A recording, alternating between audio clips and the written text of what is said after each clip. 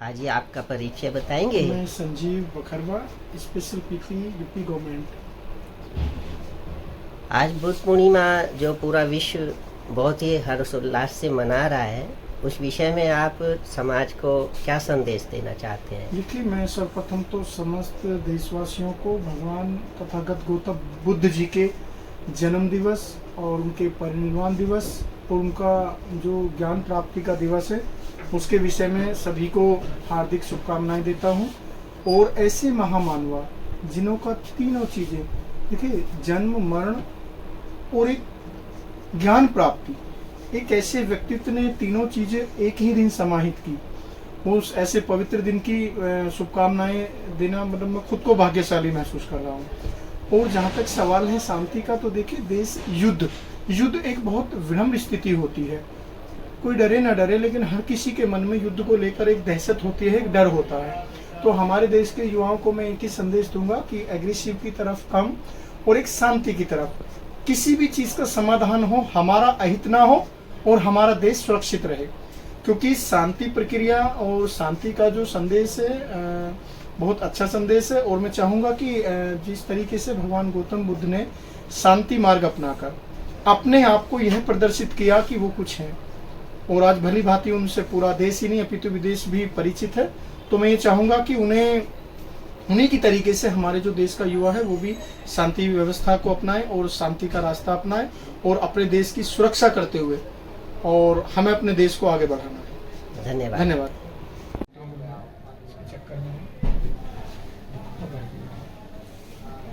हाँ जी, आप अपना परिचय देंगे?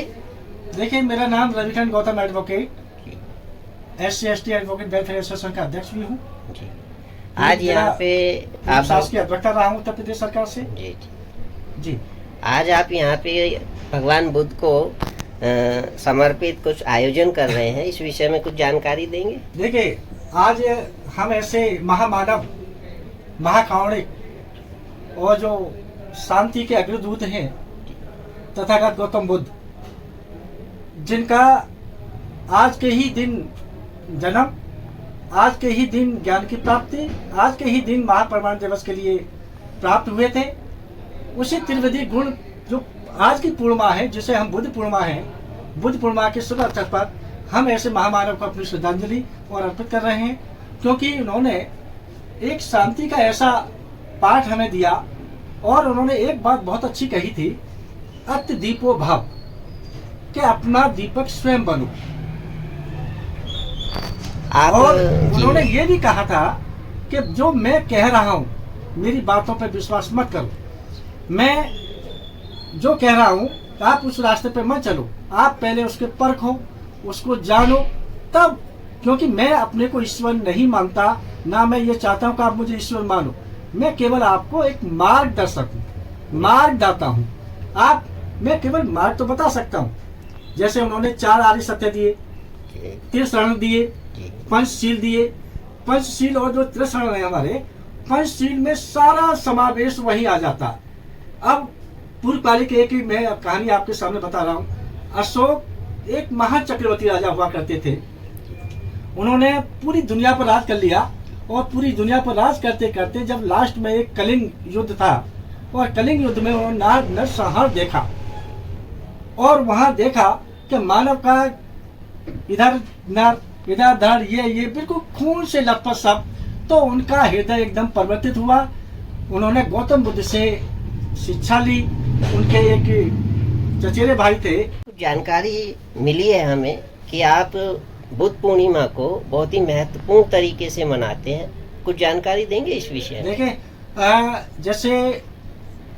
जैसे हिंदुओं में दीपावली और होली मनाते हैं, उसी तरह से जो बौद्ध होते हैं वो केवल बुद्ध पूर्णिमा को मनाते हैं, और बुद्ध पूर्णिमा को हम दिवाली के रूप में ही मनाते हैं। जैसे आप एक दूसरे को गिफ्ट देते हैं, एक दूसरे के उपहार स्वरूप लेन देन करते हैं, आदान प्रदान करते हैं, तो ये त्योहार हमारे लिए सबसे बड़ा त्योहार है। तो आप कब से इसे मना रहे हैं? क्योंकि ये तथागत गौतम बुद्ध के जितने भी उपदेश हैं, जितने भी संदेश हैं, वो केवल एक वैज्ञानिक कसौटी पर आधारित है।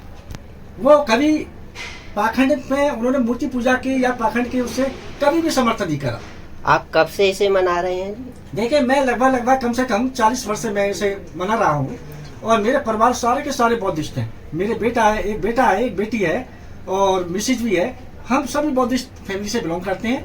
हम हिंदुओं की तरह, जैसे हिंदू धर्म में अपने होली दिवाली ये मनाते हैं, तो हम केवल 2 ही त्योहार मनाते हैं अपने उसमें। एक तो 14 अप्रैल बाबा साहब जिन्होंने हमें जीने का अधिकार दिया, जीने की हमें संघ दी, स्वतंत्रता दी, प्रदान की। और एक हम जो हमें धम्म, जो हमें बाबा साहब ने 1956 14 अक्टूबर को गौतम बुद्ध का धर्म स्वीकार करते हुए हमें ये संदेश दिया कि ये धर्म मानव के कल्याण के लिए है। एक मानव दूसरे मानव से प्यार करे। शांति का जो संदेश भगवान बुद्ध ने दिया, आप अपना परिचय देके उस विषय में आगे किस प्रकार इस बात को समझते हैं? मैं संजीव बखरवा, स्पेशल पीपी, गाजियाबाद जी। जो भगवान बुद्ध हैं, तथागत भगवान गौतम बुद्ध, उन्होंने शांति का संदेश दिया है। उन्होंने कभी किसी भी उग्रता को प्रमुखता नहीं दी। और जहाँ तक मेरा मानना है कि भगवान बुद्ध ही एक ऐसे भगवान के रूप में पूजे जाने चाहिए जो वास्तविक हैं, क्योंकि काल्पनिक में और वास्तविक में बहुत अंतर होता है। काल्पनिक का मतलब कि हम किसी चीज की कल्पना मात्र कर सकते हैं। कोई चीज है या नहीं है वो कल्पना पर आधारित है। हम अपनी कल्पना को कोई भी रूप दे सकते हैं, किसी भी चीज का रूप दे सकते हैं। लेकिन जो भगवान तथागत गौतम बुद्ध हैं वो वास्तविक है। उनका जन्म, उनकी मृत्यु, उनकी कार्यशैली और उनका जो व्यक्तित्व है, उससे ज्यादातर मेरा मानना है कि भारत तो छोड़िए, अब तो विदेशों में भी सभी लोग परिचित हैं। और उन्होंने किस तरीके से शांति का जो भारत के लोगों को संदेश दिया है वो तो भली भांति सब परिचित है।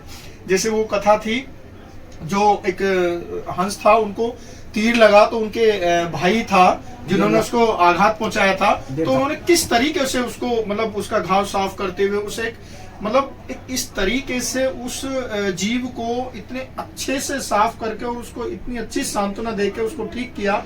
और उससे ये संदेश दिलाया कि उनके भाई को भी उस चीज की, उनकी प्रक्रिया को देखकर, उनकी कार्यशैली को देखकर या उनकी एक दया को देखकर उन्होंने भी अपना मतलब जो है अपने आप को चेंज कर दिया कि भी मारने वाले से बचाने वाले का बहुत बड़ा योगदान होता है। क्योंकि मारने वाला केवल 1 टाइम काम करता है और वो बचाने वाला को 2 बार तो काम करना पड़ता है, लेकिन वो अपनी जगह एक स्पेशल बना लेता है।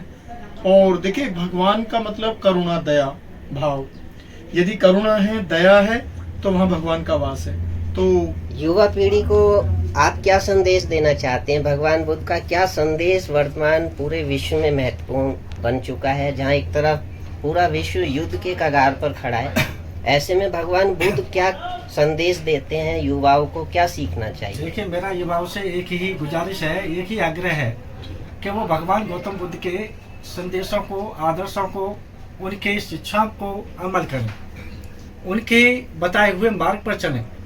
उन्होंने एक पंचशील हमें दिए थे, जिसमें पंचशील सबसे पहला जो वो है तत्व, हमारा जो सूत्र है वो है पाणाति पाता बेड़मणि शिक्षा पदम समाध्यामी। तो इसका मतलब है कि मैं किसी प्रकार की चोरी या किसी उससे झूठ नहीं बोलूंगा। और दूसरा है